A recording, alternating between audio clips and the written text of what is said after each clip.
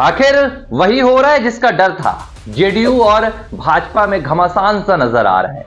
हालांकि अब इसे भूल बता दी गई है, लेकिन क्या ये वाकई भूल थी या बगावत का आगाज?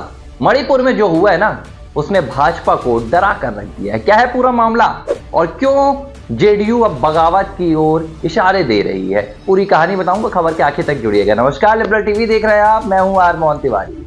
मणिपुर में अचानक बवाल समझ गया। जेडीयू के प्रदेश अध्यक्ष हैं क्षेत्रम वीरेंद्र सिंह।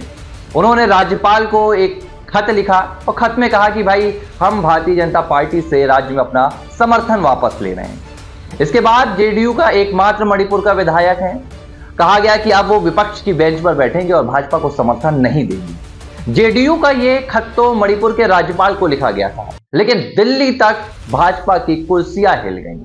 आनन फानन में जेडीयू का एक बयान आया, जिसमें जेडीयू के केंद्रीय नेतृत्व ने बिहार से यह कहा कि भाई जो स्टेट की इकाई है ना, उसने हमसे बात नहीं की है। क्षेत्रम सिंह का ये अपना व्यक्तिगत बयान था और उन्होंने बिना किसी मशवरे के, बिना किसी राय के खत लिख दिया। ये एक लिहाज से अनुशासनहीनता है और इस अनुशासनहीनता के चलते उन्हें पार्टी से अलग कर दिया गया है, उन्हें पार्टी से निलंबित कर दिया गया है। लेकिन सवाल ये कि वाकई में ये भूल थी या जेडीयू ने कहीं ना कहीं बगावत की ओर कुछ इशारे दे दिए हैं कि अगर मणिपुर में ये कहानी दोहराई जा सकती है तो वो वक्त दूर नहीं जब केंद्र और बिहार में भी ऐसा कुछ हो सकता है। हालांकि राजीव लल्लन का बयान आया और उन्होंने कहा कि चाहे वो प्रदेश की बात हो, चाहे वो केंद्र की बात हो, जेडीयू के साथ, जेडीयू भारतीय जनता पार्टी के साथ है और भाजपा को पूरा अपना समर्थन दे रही है। एनडीए का हम अभिन्न अंग है। लेकिन मणिपुर में ये जो खेल हुआ है,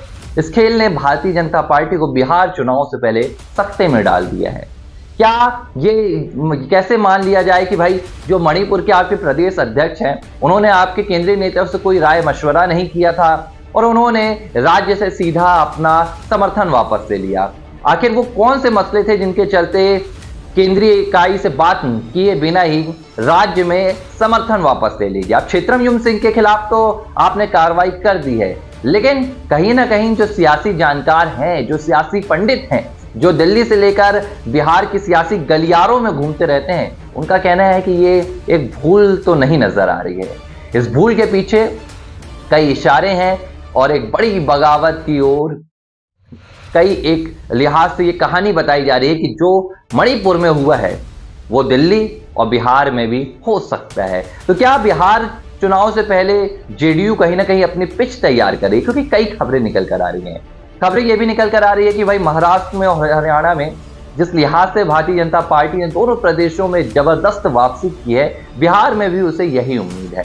और अब खबर यह भी है कि बिहार में भारतीय जनता पार्टी दबाव बनाते हुए अपना मुख्यमंत्री का चेहरा घोषित कर सकती है, यानी कि नीतीश को सीएम की रेस से बाहर कर सकती है। हालांकि इसमें भी अभी बहुत सारी अटकलें हैं। केंद्र में नीतीश कुमार का समर्थन है, नरेंद्र मोदी प्रधानमंत्री बने हुए हैं उनकी सीटों की बदौलत। ऐसे में ये कहना कि नीतीश कुमार को मुख्यमंत्री की कुर्सी से अलग कर दिया जाएगा, ये तो कहीं ना कहीं सियासी उठापटक में बहुत बड़ी बातें हो जाएंगी। लेकिन मणिपुर की इस कहानी ने दिल्ली से बिहार तक भाजपा को सख्ते में डाल दिया है। लिबरल टीवी पर आप हमें देख रहे हैं तो यूट्यूब पर हमें सब्सक्राइब करना ना भूलें, फेसबुक और इंस्टाग्राम पर हमें जरूर फॉलो करें।